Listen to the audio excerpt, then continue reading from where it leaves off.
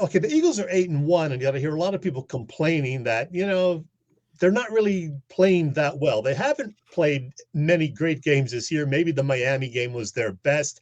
They pretty much escaped with that win on Sunday. Dak and company helping them out. Is this 8-1 team better than last year's 8-1 Eagles, or are there concerns?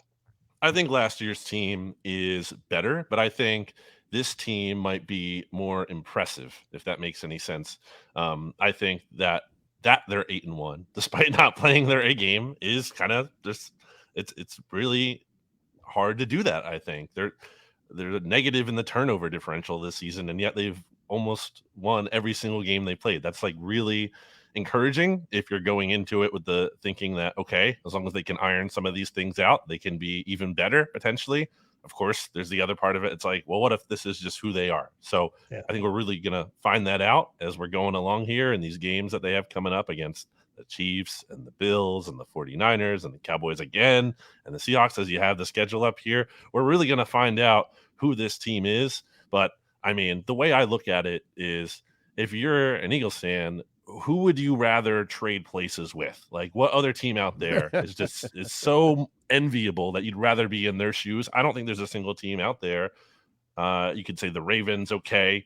They lost to Gardner Minshew and Kenny Pickett. The Chiefs, okay, they're the reigning Super Bowl champions. That's not exactly going out on a limb there, and they have issues of their own. So, I think the Eagles don't need to apologize for being 8-1. Took the words right out of my mouth. I think people don't realize how hard it is. It's hard to be 8-1. It's hard to be good every week. And, we talked about this all along with Jalen Hurts. How much better could he get this year as compared to last year? Defenses are preparing different. He's seeing all kinds of new things. It's a whole new look for him. I think for the Eagles to be 8-1 is fantastic at this point. And they're in a fantastic spot. Like, even if, okay, we can say maybe they're not quite as good as their record indicates. If you want to make that argument right now, they've still bought themselves so much cushion with this win over the Cowboys, especially. I mean, they're in a really good spot to not only repeat as division champs, they have an 88% chance, according to the New York Times playoff simulator. That's incredible, considering there hasn't been a repeat winner in this division since 2004. Yeah. Yeah. And they're in a pretty decent spot. It's not a lock, but they have a favorable path. Even if they go like 3-2, 2-3, you're looking at the 1 seed again in back-to-back years. They're in a really nice spot, and they have some cushion here to lose a couple games and still be okay. Well, you mentioned the cushion. Is there concern about the Detroit Lions maybe catching? The Lions have a pretty easy schedule going forward, and we saw the Eagles schedule. They have this 5-game gauntlet coming up. Should we worry about the Lions at all snagging the number 1 seed?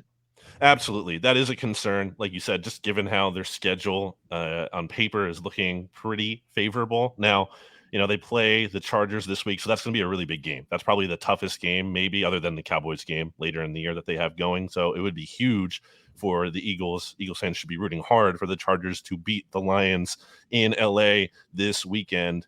And then it'll be interesting, that Cowboys Lions game late in the year, because there's a scenario potentially where Eagles fans are actually rooting for the Cowboys to win that game, because it might actually help the Eagles get the number 1 seed.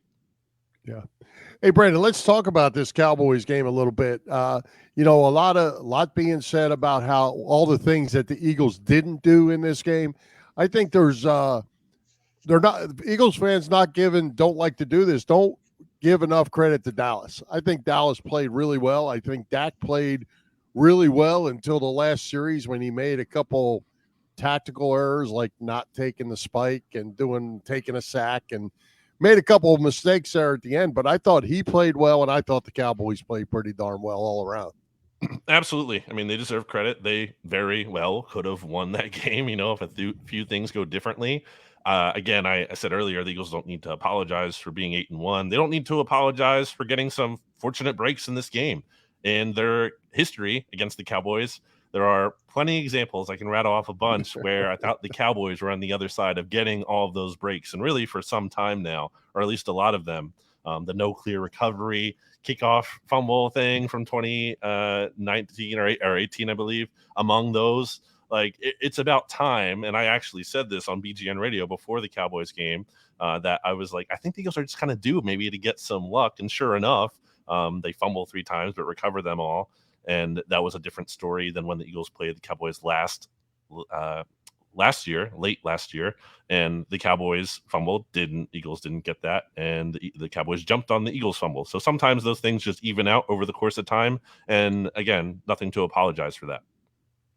Brandon, there are some injury concerns. I mean, every team has injuries this time of year, but the Eagles have Nakobe Dean now back on the IR for a second time. We just heard that today.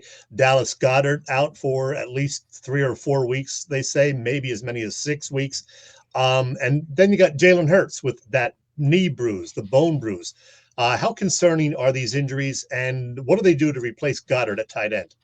Yeah, the Eagles actually, they fared decently without Dallas Goedert last season. Now, obviously, you want him to be healthy. I don't think it's as simple as, okay, now you're just giving a majority of his workload to the likes of Jack Stoll and Grant Calcaterra and Albert O. And Nick Sirianni even said as much. I think it's more about, more 11 personnel looks. I think you could get Julio Jones a little bit more involved than you otherwise would have. Quez Watkins is able to return from IR as soon as the Chiefs game after the bye. Not that you're going to have him in a major role, but he could also get some of those targets. Olamide Zaccheaus, maybe he gets a couple more looks than he usually would have had. So I think it's kind of more about upping everyone else's workload that you already have there, as opposed to, again, going with your backup tight ends heavily all of a sudden. But yeah, I mean, the biggest one certainly is Jalen Hurts. And, no one can question his toughness. I thought it was such a defining moment in this game. The link, you could hear a pin drop at halftime after that sequence late in the second quarter, where it's like, is he even going to be able to come back out for this game and finish the game? And sure enough, he does. And then he takes off running on a third down to read Micah Parsons and pick up a first with his leg. So you're encouraged by that. And then he delivers an absolute dime to Devontae Smith just a few plays later. So, his toughness is something that certainly resonates with this team. And even though it's an issue, and I think it's hampering the run game as a whole, until he's not out there, I'm just going to assume he's going to be out there. Let's talk about the defensive backfield. We got rookies running around all over the place, playing even out of position for their normal position as rookies. They're giving up a lot of yards. They're winning games. You concerned that they're going to get better? Or they're going to get healthy? How's this going to play out? So I think it was this week against the Cowboys that was the first time all season the Eagles had a secondary configuration starting for not the first time. Like they've just been using so many different secondary configurations due to injury, due to trade, adding Kevin Byard, a lot of different factors, moving pieces there. So I think they should, barring further injury, knock on wood, get some stability there, and I think that can kind of help with communication and getting on the same page with some of these things and getting a feel for each other. So I think that certainly helps. But yeah, I mean, it's not going to be a position of strength for this team. I think they are fundamentally weak over the middle. They don't have some of the best linebackers in the league. I think Nicholas Morrow and Zach Cunningham are doing a decent job, but they're not star players by any means. I think Reed Blankenship's having a good season on the whole, so that helps. But James Bradbury having a down year. Eli Ricks / Sidney Brown in the slot is just not really an ideal situation. 2 rookies not even usually playing in the slot. Getting Bradley Roby back could certainly help there. Again, not a star player, but someone who can at least give you some level of competency that I don't think they have. So I don't think it's a matter of the pass defense, being excellent or anything, but I do think there is room for them to improve and kind of just be merely average instead of bad. Hey, Brandon, another concern for me is the running game. DeAndre Swift has not looked anywhere near the way he did in weeks 2 and 3 of the season. They rarely use Boston Scott. I know he was out for personal reasons this past week.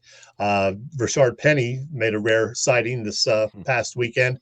Kenny Gainwell up and down. But in the Dallas game, for example, their last 3 drives, they could not get a first down when they could really have used one. Part of that was they weren't able to run the ball very well. What's going on there, and should we be concerned about that?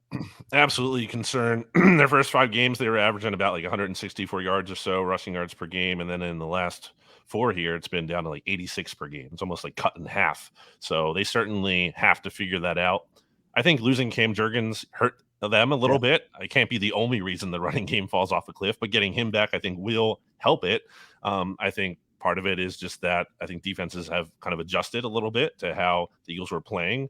And, they're trying to take the run a little bit away. They're obviously not having to account for Jalen Hurts' mobility as much, which I mentioned, and that hurts the running game. They have to figure that out. It's certainly crucial, not only as a whole, but like you mentioned, Chet, specifically in those end of game scenarios, the Eagles have been so good at that. Just taking over the game, ending the game on offense, not even giving the ball back to the other team, bleeding the clock out. And in this game, their last 6 runs on those final 3 drives went for 10 yards. That is just not good enough. I mean, they never should have given the ball back to Dallas for that final drive. Brandon Graham's back-to-back sacks there that ultimately forced the turnover on downs. That should have been the end of the game. The offense should have been able to do their job. So they have to figure it out. Again, getting Jurgens back will be good. Maybe Hurts gets a little bit healthier with the bye week. We'll see. I think getting Rashad Penny involved more than not at all would help a little bit. So I do think there are kind of things they can adjust here to try to get better at it. Brandon, let me throw this up for Michael Scott. Is this bone bruise something that can get worse, or can he play through this? Do we think if that's all it really is? I think, again, like I said, I don't think he's going to be on the sideline until I see him on the sideline. I mean, I don't know. I honestly don't know where, this goes in terms of him getting healthier, if it's just something he has to deal with the entire season. But if he does, I mean, he's super tough. So he's going to tough through it. And really, with how we've seen him improve as a passer, obviously, from when he's gotten here, but specifically even just over the course of this season and having to be more of a pocket passer because not having that mobility. I mean, these past 2 weeks, especially against the Commanders and the Cowboys, I mean, he's been awesome. So big credit to him for adjusting and being able to make the most of that limited situation. Again, you hope that he can be able to use his legs at some point, but I don't really know that he will be able to do it to the same level of last year until we actually see that happen. Hey, BLG, you mentioned Brandon Graham a few minutes ago. In a few weeks, he's going to surpass David Akers as having the most games played by anybody with the Eagles. What is his legacy, do you think, as a longtime Bird? Well, he's got great initials. His middle name is Lee, so it's Brandon Lee Graham. But How about that? It's funny. I asked him about that one time at the Super Bowl, and he got a chuckle out of that. Brandon Graham is an all-time Eagle to me. He's like a Mount Rushmore kind of Eagle. He's not necessarily, the most talented player the team has ever had, but he is like the quintessential, like what it means to be a Philadelphia Eagle. And his career arc from, being considered a bust to going out and making the biggest play in Eagles franchise history in a moment where, like, that was the only moment I ever thought the Eagles might lose that Super Bowl, is when Tom Brady got the ball back because the Eagles hadn't forced a punt all game.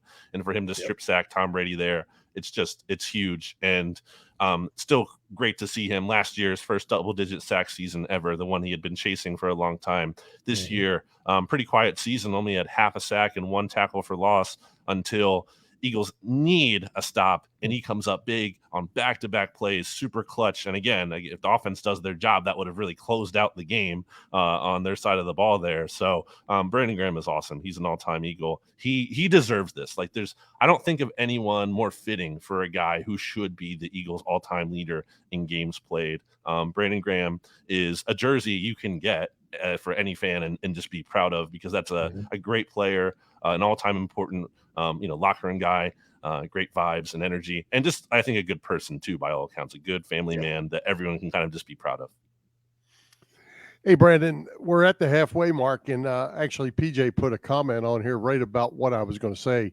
Definitely needs to run the ball more. My question to you to tie into that was going to be, we're at the halfway point. What's your take on Brian Johnson and how he's called the games? I think we all shook our head at 3rd and 3 the other day when we threw the ball down the field. But as you said, we weren't gaining yards, so maybe we're going to make the 3. And maybe that kind of justifies that. But a lot of questions from the fan base on Brian Johnson. Yeah, I feel like I've been on the Brian Johnson island a little bit this season in terms of defending him. But I mean, you look at the results in terms of like points per game and a lot of the metrics, yards and everything. The Eagles are basically where they were at this time last year, or even over the course of the season. Like, I think for there not to be much drop off, And the red zone has gotten a lot better, by the way. Everyone was crushing Brian Johnson for that. The past 4 games, I believe, they're 12 of 16 in the red zone. So, like, that's improved. You have to give him credit for that. I thought he did a great job in this game on that drive where the Eagles started out, I think, at their own 13 or so. They go 87 yards and 11 plays, get that touchdown to go up 11 on Dallas. Like, that was a really good drive by both the players. I thought the play calling was on point there, too. So I think Brian Johnson has gotten like a disproportionate amount of blame this season. Not to say he's been perfect, but I also think that, when Jalen Hurts was starting in 2021, I think there was a lot of sentiment that, this is truly his rookie year because, he played a little bit at the end of 2020, but, it was his first full season as a starter. I've not seen anywhere where like there's been a grace period for Brian Johnson, who's in his first season as an NFL play caller. So I think he deserves some of that grace. I think the results have not been perfect, but I think they've been good on the whole. And I think he is showing signs of improvement, as I just pointed to with the red zone. So I am optimistic about Brian Johnson. Bill, we'll get Brandon's second half of the year prediction before he goes, but I got to squeeze in a Sixers question or two. What are your thoughts so far about this new Sixers team with the new head coach, Tyrese Maxey playing the point, James Harden gone? I kind of like what I'm seeing. It's hard not to. I mean, I'm shocked. I think it's very surprising. It's almost they've set themselves up in a way to earn goodwill because the bar was moved so low after losing in the playoffs, and just the the weight of the James Harden situation for a while until he was finally traded. So expectations could not have been lower. So therefore anything good is like, oh, this is kind of refreshing and nice and better than expected. So I definitely think that's a factor. For me personally, I'm having fun watching them for sure. And I'm actually watching them, which I didn't think I would be. I definitely probably wouldn't have been if James Harden was still here. But I am still cautious because I've seen it before. Right. I've seen this. I can't fully buy in until they actually do get past the second round. But right now, it's a nice start, and they play Boston tonight. Obviously, beating them would be a nice step in the right direction.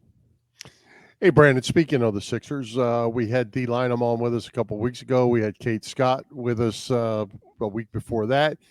And both of them, interestingly, questioned the leadership of Joel Embiid and whether he was capable of taking the next leadership step. The guy can flat out play. I mean, we can't argue that point. Is he ready to take this team to the next level? And that's always been my question with him. Yeah, I mean, it's a fair question. I know, you've been critical of Embiid, and look, I can't blame you. Again, I just talked about the playoff thing. Like, a lot of that is on him. For as much as James Harden didn't show up, I mean, he obviously had a couple really good games in that series, but the bad games were terrible, and no showing in Game 7 was really bad. But also Embiid no showed in Game 7. So that's a big question mark, and I think Joe has to hit that next level. I would think that if he's as good as we all think he is, and he is that player that everyone believes in, then he will have taken that as a learning experience. He will have watched how the Nuggets won a championship and maybe try to incorporate some more things in his game that can lead to that championship brand of basketball. So I don't want to bet against him because I love Joel Embiid, and he's the NBA's all-time points per minute player. Like, he's obviously amazing. He's fantastic. He was the MVP last year, but he has a lot to prove in terms of powering his team through adversity and finally helping them break through. Yeah, I'm with you. I mean, they could go 71-11, but until the second round comes around, we see how they do. I'm not going to be convinced. So I'm not buying in 100% just yet. Hey, Brandon, we put this up before, the gauntlet that's coming up for the Eagles. How do they do over these 5 games, and what do you think they end up the year over the 17 games? Yeah, that's a good question. I'm going to do my, rest of Eagles season prediction on bleedinggreennation.com at some point during the bye week here. But for now, looking at that stretch, I think they lose to the Cowboys. Cowboys have been really good at home. It's, obviously just kind of safe to project a split there. I think they win at least 2. I think they can win 3. I think they can do 3. The Bills have had their issues. The Chiefs haven't been perfect. 49ers obviously have lost 3 in a row. The Seahawks have looked good at times, but not so much against the better teams in the league. So I do think they can pull out 3 from this group here. And again, that would be huge because as long as you can kind of take care of business against the Giants twice, one of those games at home, obviously, and then the Cardinals at home, then you're really sitting pretty there, I think, for the 1 seed. Again, we have to see what the Lions do, but I think if the Eagles can go 3-2 in this stretch, I really like their chances to get the 1 seed. I'm with you. Me too. Well, Brandon, before we let you go, you mentioned Bleeding Green Nation. Let everybody know where they can follow you, what you got going on, dates, times, and all that good stuff. Yeah, you can check out bleedinggreennation.com and the Bleeding Green Nation podcast feed where I do BGN Radio with Jimmy Kempsky. You can also check out the NFC East Mixtape podcast, which is always a good listen, especially this week where I am, talking about the Eagles beating the Cowboys with Blogging the Boys, Cowboys writer and podcaster RJ Ochoa. So definitely check that one out to see how he's dealing with the loss. And yeah, that's mainly it. What time is that? Is that? So we recorded that. That's on the Bleeding Green Nation YouTube channel in addition to the BGN feed. So those are already up. I'll check that out for sure. Yeah, absolutely. Brandon, as always, thanks for taking the time. Still our leader in the clubhouse, right, Chet? Number 24, right. 2 up on Ray Diddy. Yes. I'm the Brandon Graham of the Philly Pressbox Radio. There you go. Thanks, Brandon. Appreciate it as always.